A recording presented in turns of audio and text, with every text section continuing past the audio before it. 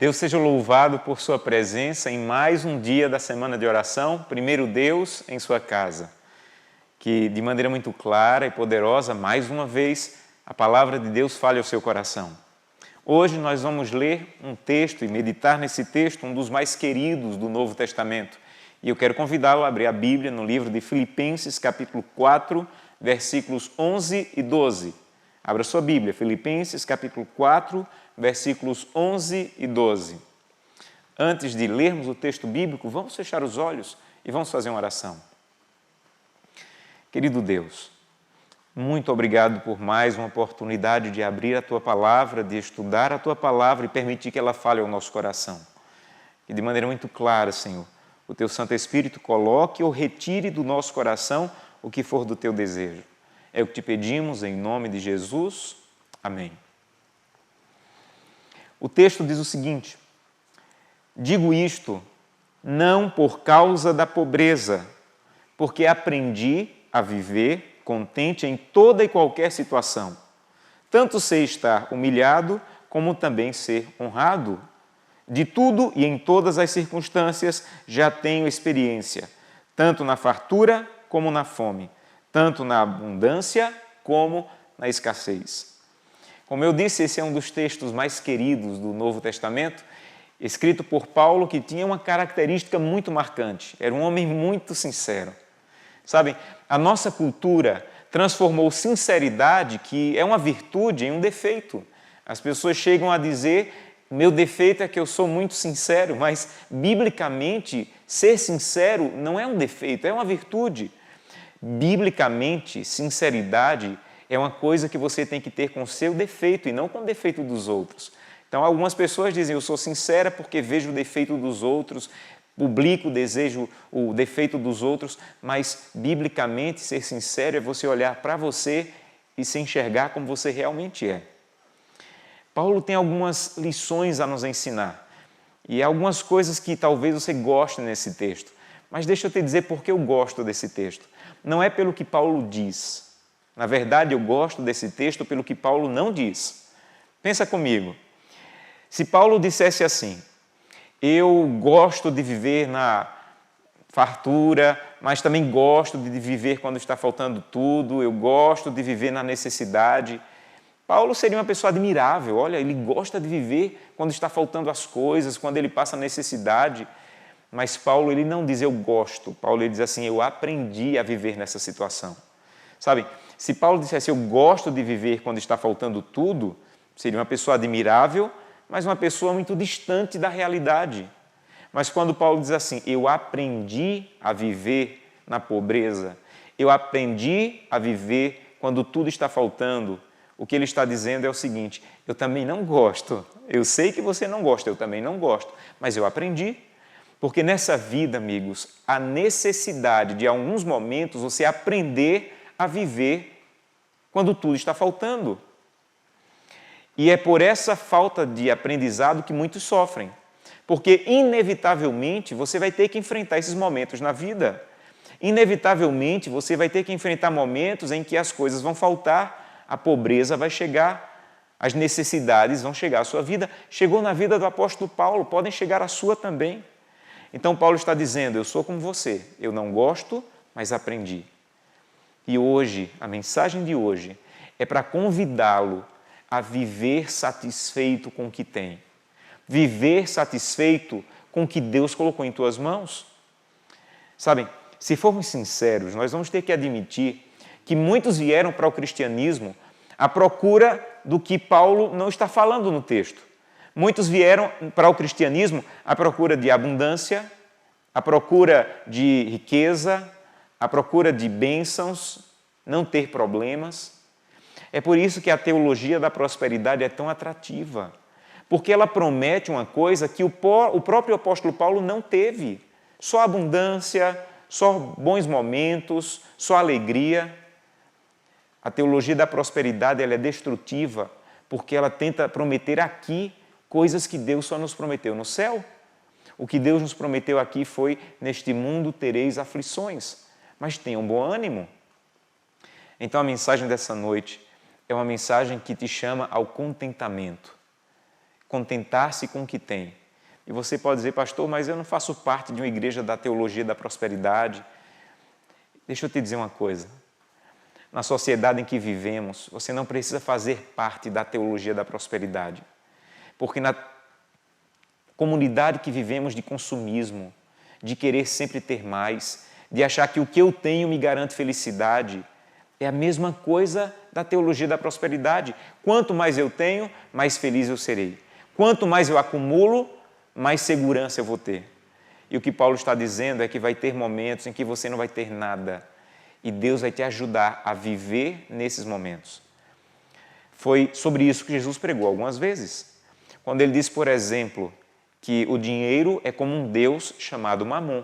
Você sabe quem era esse deus Mamon? Era um deus muito cruel do panteão grego e romano, que as pessoas, quando queriam, por exemplo, chuva, eles levavam o filho para matar no altar desse deus. Eles davam o filho, matavam esse filho no altar do deus Mamon, esperando que Mamon desse a mesma coisa, ou desse chuva, ou desse bênçãos.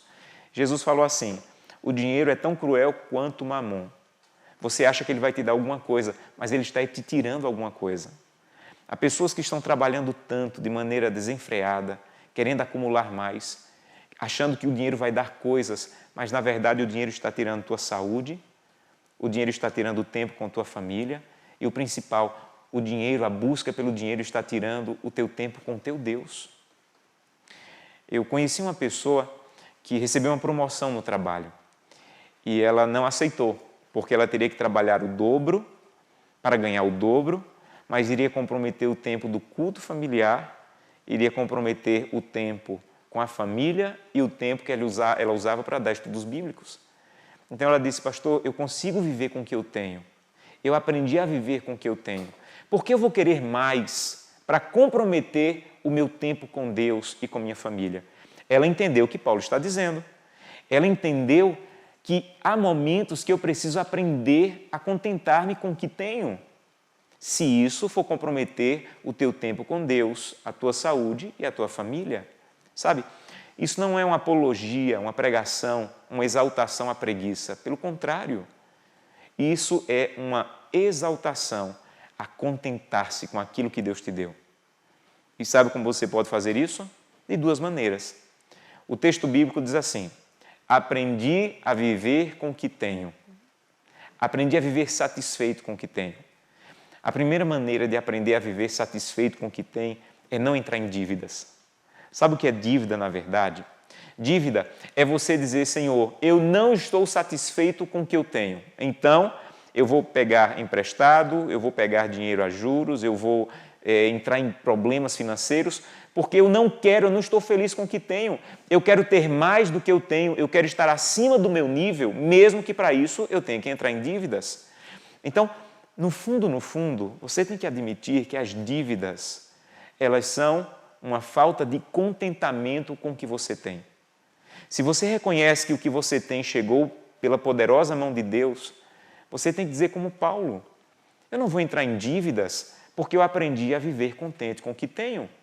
E se Deus abrir alguma oportunidade e me der a oportunidade de ter um pouco mais, eu vou desfrutar de um pouco mais, mas hoje eu não vou entrar em dívidas, porque eu aprendi a viver contente com o que tenho. Uma outra maneira de aprender a viver contente com o que você tem é ser fiel a Deus. Sabem, às vezes as pessoas pensam que dízimos e ofertas é uma maneira de sustentar o ministério ou de sustentar a igreja. Não, esse não é o propósito dos dízimos.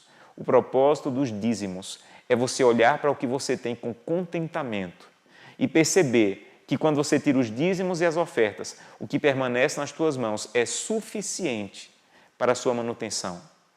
Porque tem pessoas que quando ganham 100, gastam os 100. Se passarem a ganhar 200, gastam os 200. Se ganharem 500, gastam os 500. Porque quanto mais você tem, mais você quer. O dízimo é você dizer, Santo Deus, eu sou satisfeito com o que tenho e, pelo contrário, vou viver até abaixo do que ganho, porque você é fiel ao Senhor. Então, a fidelidade a Deus é uma maneira de manter o contentamento.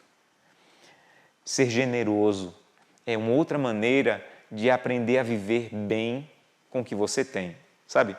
Quando você é generoso com pessoas que têm necessidade, quando você olha para as pessoas com mais necessidade do que você, sabe o que você vai descobrir? Que em muitos aspectos e comparado a muitas pessoas, você é rico. Você já parou para pensar nisso? Você é rico. Teu computador um dia já travou?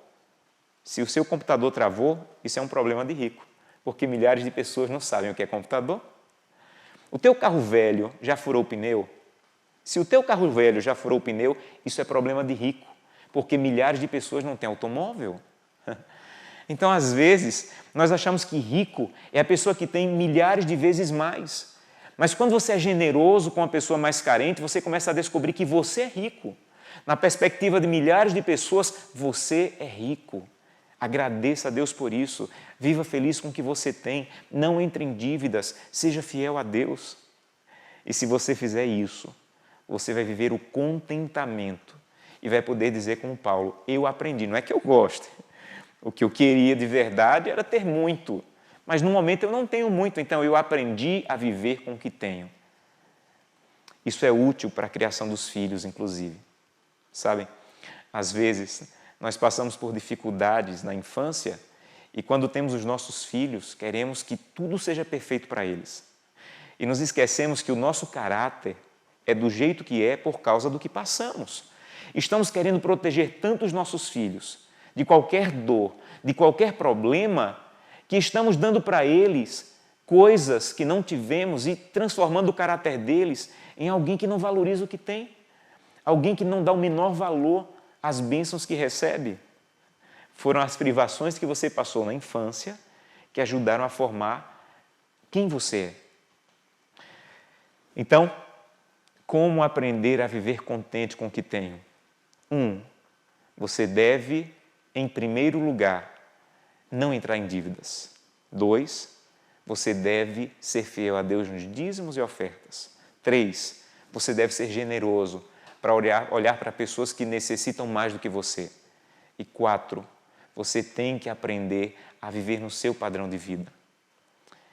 O verso seguinte que nós lemos, ele diz o seguinte, e se você aprender a viver contente com o que você tem, tudo posso naquele que me fortalece. Há pessoas que dizem assim, eu posso tudo com o dinheiro que eu tenho. Eu posso ter qualquer carro, eu posso comprar qualquer pessoa, eu posso ir para qualquer lugar. Mas sabe como é que um cristão diz?